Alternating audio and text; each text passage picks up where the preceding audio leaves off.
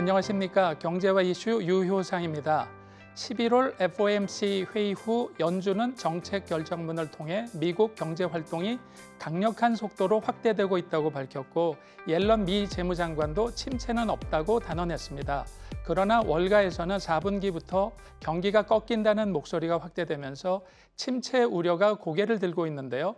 경제와 이슈, 오늘의 주제는 기로에선 미국 경제 연착륙인가 경착륙인가입니다.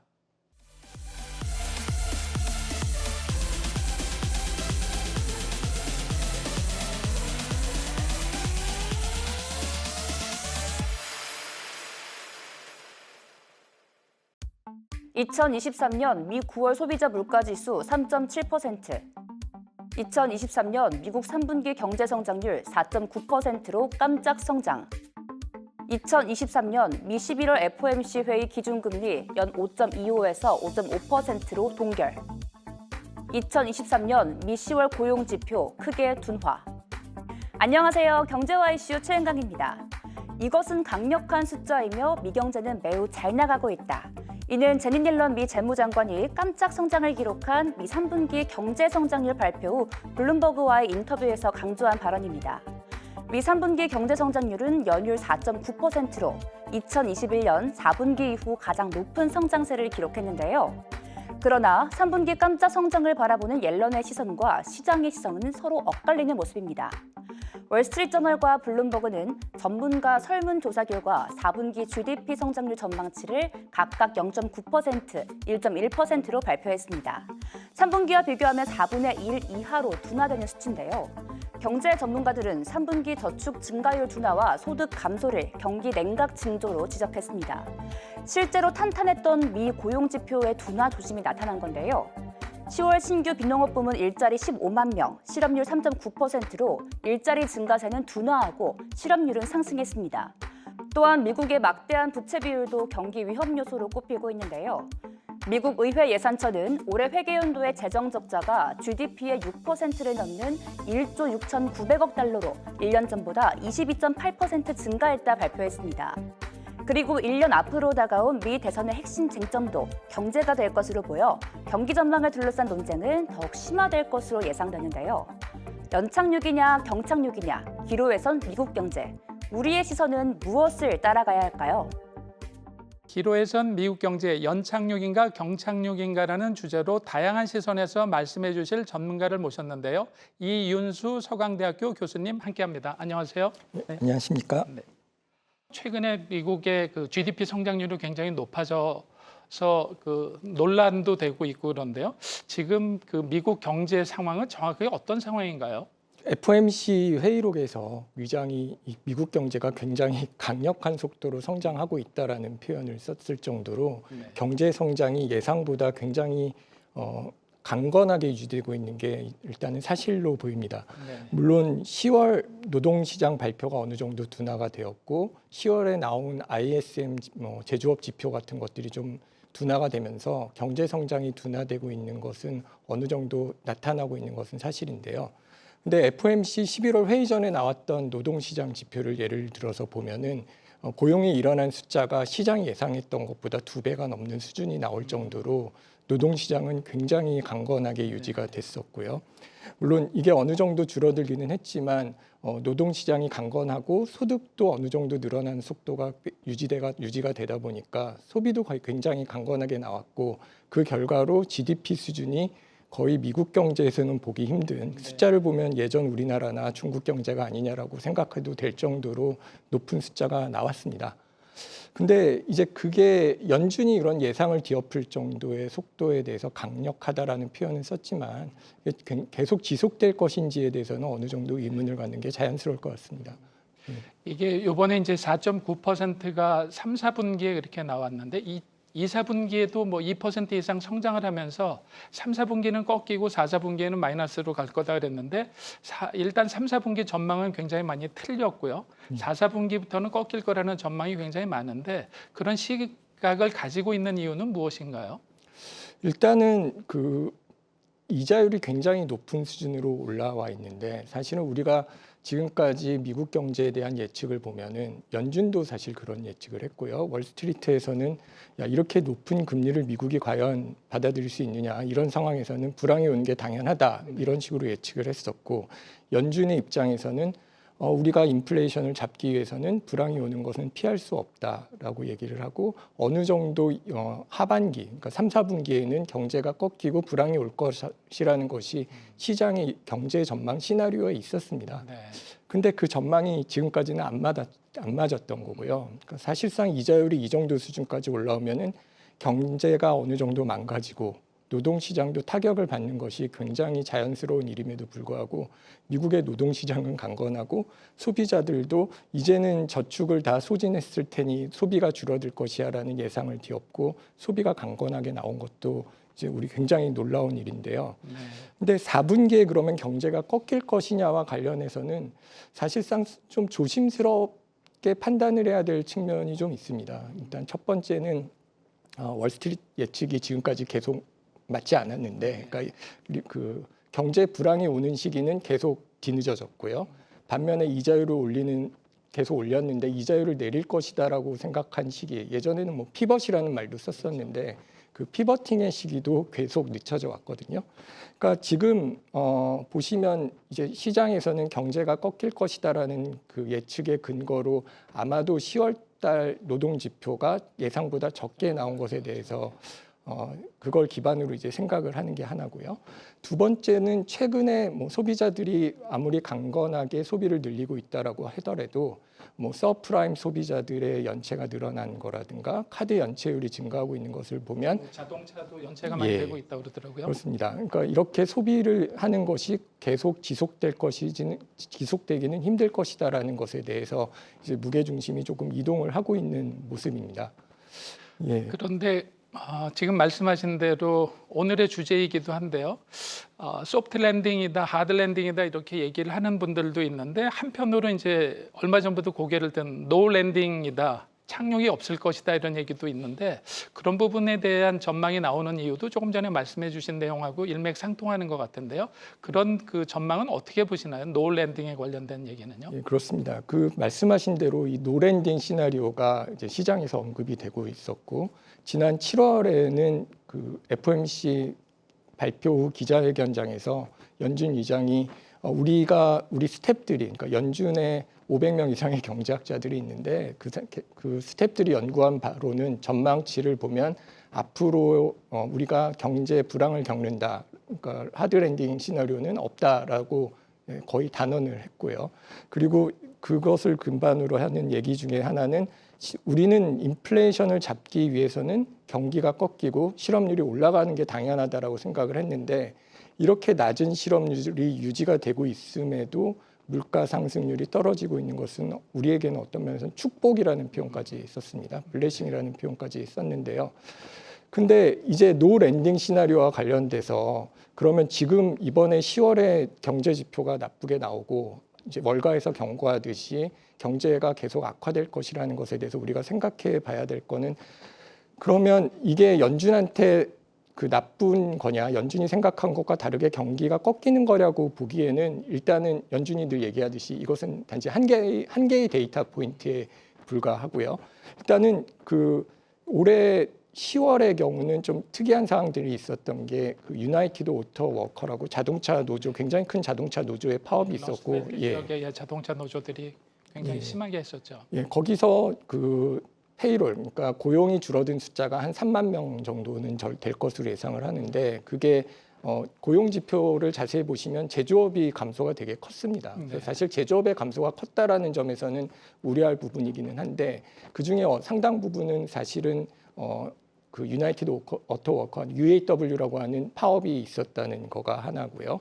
그리고 그것으로 인해서 경제 성장 속도가 둔화하는 것으로 나타났다라는 것은, 사실 경제 속도가 둔화했다라는 것이지 이게 바로 불황으로 경제가 꼬꾸라지는 것은 그게 이제 아니라는 파업 얘기죠. 때문에 나타난 지표가 일시적으로 굉장히 높게 나타날 수가 있어서 착시 효과가 있을 수 있는 거네요. 예, 어느 정도 그 부분이 시장 예측에 들어갔을 거라고는 생각을 합니다. 근데 15만 명이 늘어난 것으로 나왔는데 이게 시장이 예상했던 것보다는 작은 거고요. 그리고 사실은 이게 경제가 좀 둔화될 것이라고 예측하게 만드는 시나리오는 이번에 15만 명이 줄어듦으로 15만 명으로 이걸 네거티브 미스라고 합니다. 이제 아래쪽으로 생각보다 더 많이 떨어졌다라는 건데 그것 외에도 그 전에 그러니까 제가 그 9월 발표에도 굉장히 좋다라고 했는데 그 전에 달에 고용이 늘어난 정도를 좀 수정을 했습니다. 그러니까 그 이전 두 달에 고용이 늘어난 것도 어느 정도 수정했다라는 측면에서는 경제가 어느 정도 둔화되고 있는 것은 맞으나 그 둔화되는 속도가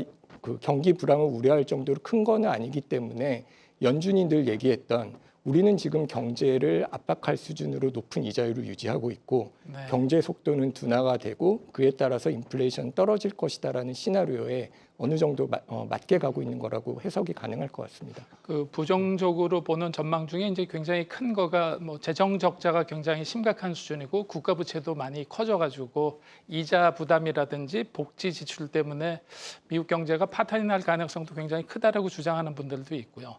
지금 그 서프라임 모기지 사태 이후에 그 미국의 그 지금 통화량이라든가 전반적인 상황은 어떻게 진행이 되고 있는 상태인가요?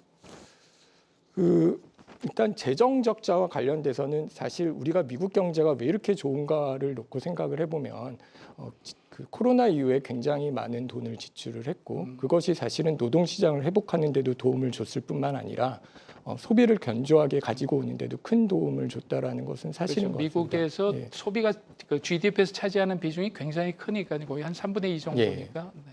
그러니까 그 GDP가 말씀하신 것처럼 GDP에서 소비가 차지하는 비중이 70% 이상이고 그 소비는 결국 노동자의 지출에 의존을 한다라는 측면에서 고용이 안정적으로 유지되고 있고요.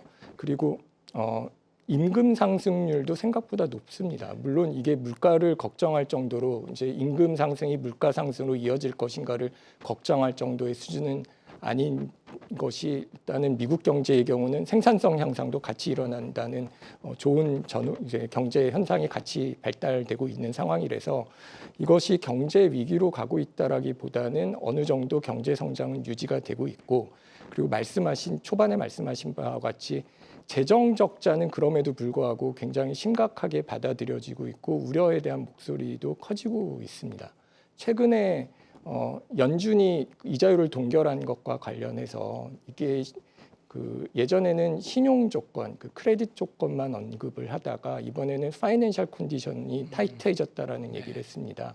그 금융시장 여건이 조금 악화됐다라는 말인데 이것은 아마도 최근에 국채 금리가 상승했다는 현상에 대해서 언급을 하고 있는 건데요.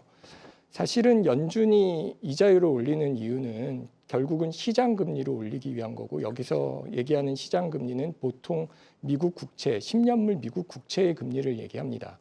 그동안 그 연준이 이자율을 기준 금리를 초단기 기준 금리를 꾸준히 올림에도 불구하고 시장 금리가 이렇게 생각보다 많이 안 올랐던 것에 생각을 해보면요.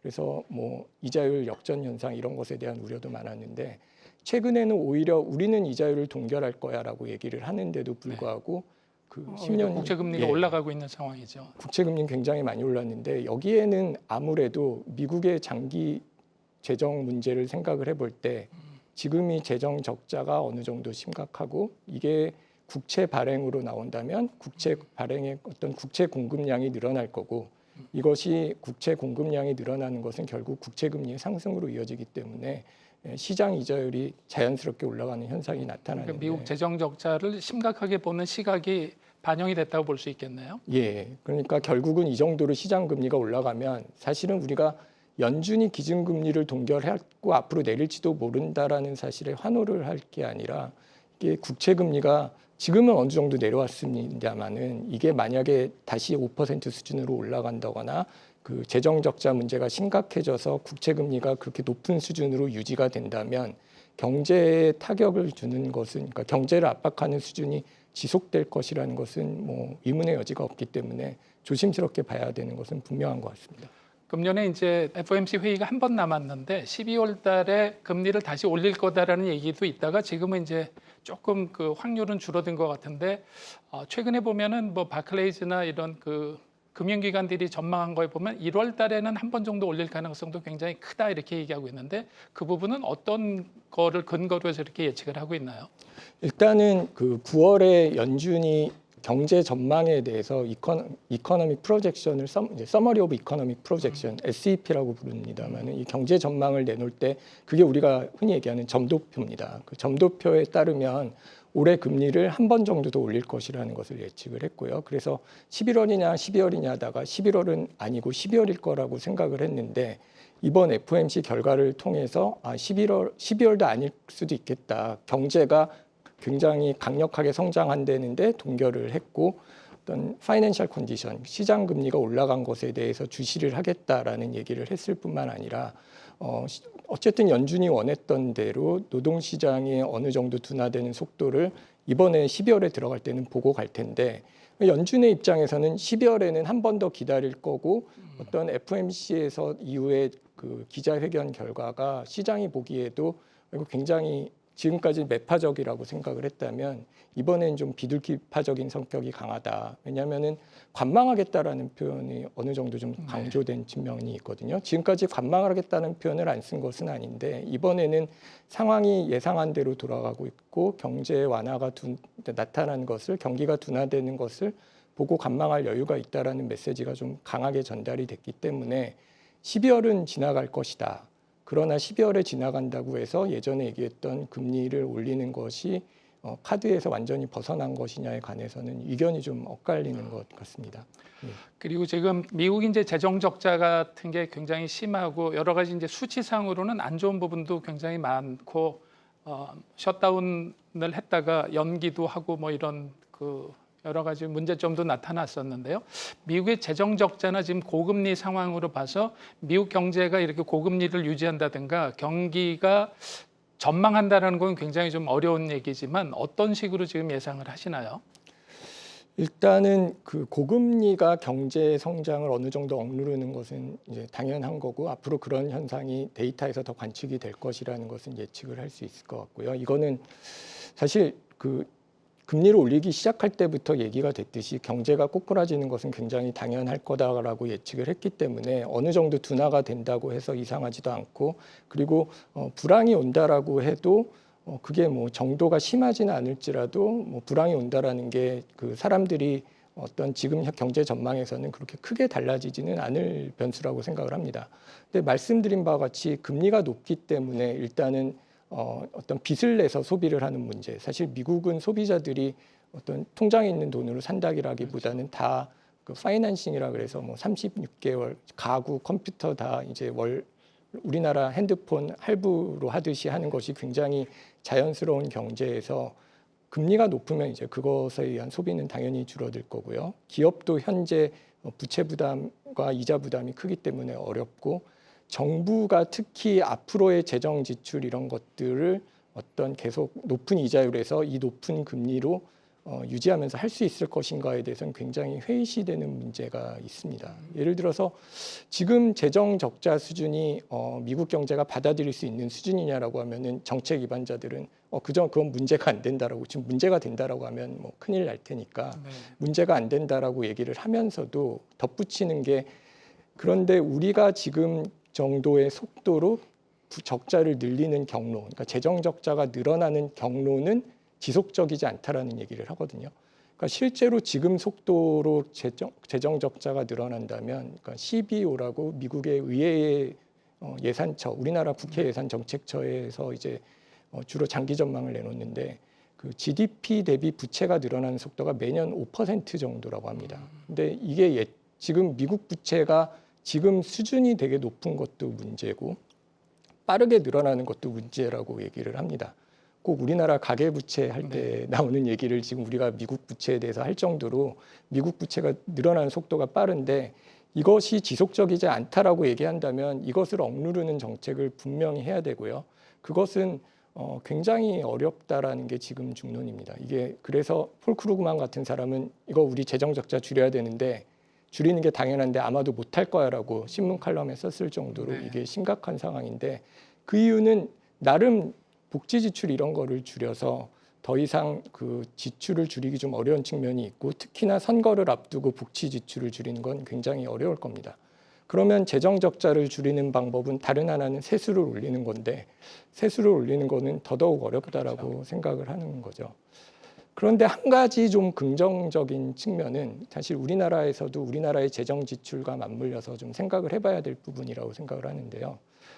그 미국의 경우 재정 지출이 꼭 단기적인 경기 부양에만 쓰였냐라고 보면은 그렇지는 않다라는 거죠. 최근에 우리나라도 다 아는 그 IRA라고 해서 인플레이션 리덕션 액트 같은 거나 아니면 그거 내용을 자세히 들여다보면은 사실 우리나라에 투자해야 할 기업도 미국에 투자를 그렇죠. 하고요. 그 투자를 하려면은 당연히 우리나라 기업이 공장을 줘야 되겠지만 그에 대한 인프라도 따라가야 되는 게 사실 당연한 거고 그로 인해서 미국 경제가 지금 건설 경제, 특히 제조업 건설 경기가 굉장히 호황을 겪는 것을 보면은 사실은 전 세계의 투자가 미국으로 몰리고 있고 그것을 어느 정도 미국의 재정이 적자를 통해서라도 인프라 구축 같은 것을 통해서 지원하는 측면이 있다라는 거고요. 그리고 재정 정책은 아니지만 우리한테는 좀 우울한 소식이고 IRA와 마찬가지로 미국에서는 사실 금리가 이렇게 높은데도 이런 이유 때문에 견딜 수도 있겠다라고는 생각을 들게 만드는 다른 정책 하나가 리스킹 액트라는 게 있습니다. 그러니까 그 위험도를 줄이라는 건데 도대체 무슨 위험을 줄이냐라고 하는 게 우리가 요새 많이 얘기하는 미중 갈등과 관련된. 과거에는 뭐 디커플링 한다 그래서 예. 트럼프 때는 중국하고 갈라서려고 했지만 지금은 이제 중국하고 잘 가는 관계로 리스크를 최소화하자 뭐 이런 얘기 정책들을 펴는 것 같습니다. 예. 그런데 이게 그래서 이렇게 읽어보면 중국하고의 리스크를 잘 관리하라라는 식으로 해석을 하는데요. 근데 그것을 또 자세히 들여다보면은 그 디리스크라는 게 중국하고 그 영업을 하면은 분명히 위험이 있는데 그거를 잘 관리하라는 그 매니지먼트의 용어가 아니라 그런 위험을 회피하라는 이제 영어로는 어보이드라는 표현을 씁니다. 네. 그러니까 중국이 만약에 우리가 정치적으로 위험하다라고 판단을 한다면 중국이랑 거래하고 있는 위험을 회피하기 위해서는 니네 사전적으로 파이낸셜 인스티튜트, 그러니까 니네 금융기관이 중국하고 거래하는 기관에 대해서 거래를 하지 말라라는 얘기가 결국은 꼭 중국에서 생산해야 되는 거가 아니면 미국에서 생산하도록 만들고 그로 인한 투자의 회기가 미국 경제의 부양을 어느 정도 지속한다라는 측면에서 미국 경제가 이렇게 계속 강하게 있는 게 아닌가라는 생각을 해봅니다. 지금 이제 미국은 그런 대로 버텨나가고 이렇게 해도 미국에서 이제 고금리를 계속하다 보니까 뭐 달러가 강세가 될 수밖에 없고 모든 이런 그 달러 인덱스도 그래서 금년에 굉장히 높아졌는데요. 미국을 제외해놓고는 모든 국가들이 굉장히 좀 어려워지고 있는데 지금 미국의 전망을 봤을 때 우리나라는 그러면 어떤 식으로 대처를 하고 어떻게 지금 전망이 되시나요?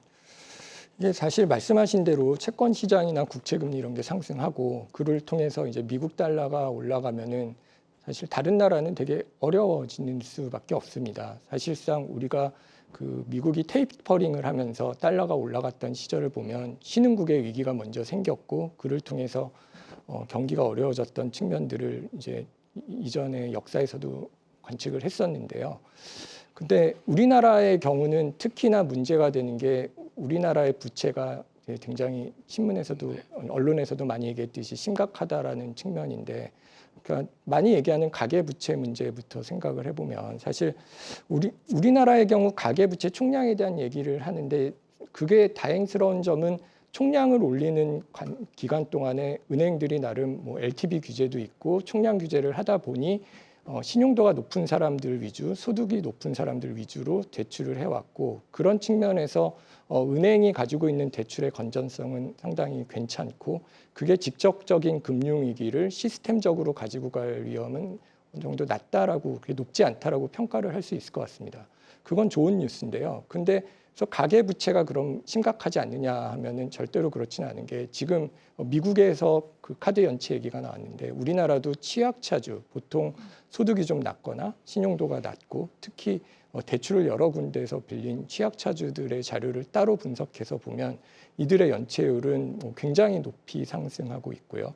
그러면 이게 연체가 은행권에 대한 문제로 커지지는 않을지라도 이 취약차주들이 집중되어 있는 업권들이 있습니다. 대표적인 게 이제 저축은행인데 저축은행이나 기타 대출 같은 것을 많이 가지고 있는 업권에서는 이런 것들이 사실상 문제가 될 수 있고요. 그리고 취약차주들이 당장 뭐 대출하기가 어려운 상황에서 연체를 하면은 소비를 줄이는 게 당연할 거고 이런 소비를 줄이는 현상은 사실상 취약차주만에 국한된 문제가 아니라 우리나라에서 부채를 가지고 있는 대부분의 사람들한테 사실 문제가 된다라는데 어떤 경제가 회복하기 어려울 것이라는 것에 대해서 우려를 던지는 부분이라고 생각을 합니다.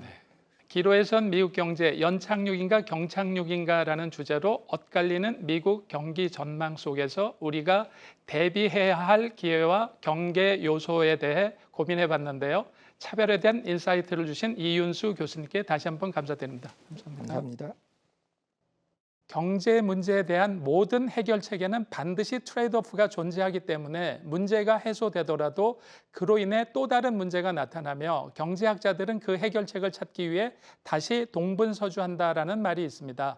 그만큼 경제 문제는 단순하지 않고 여러 가지 상황이 복잡하게 유기적으로 연결되어 있는데요. 연착륙과 경착륙이라는 결과보다는 그 과정 속에서 우리가 찾을 수 있는 기회를 놓치지 말아야겠습니다. 지금까지 경제와 이슈 유효상이었습니다. 감사합니다.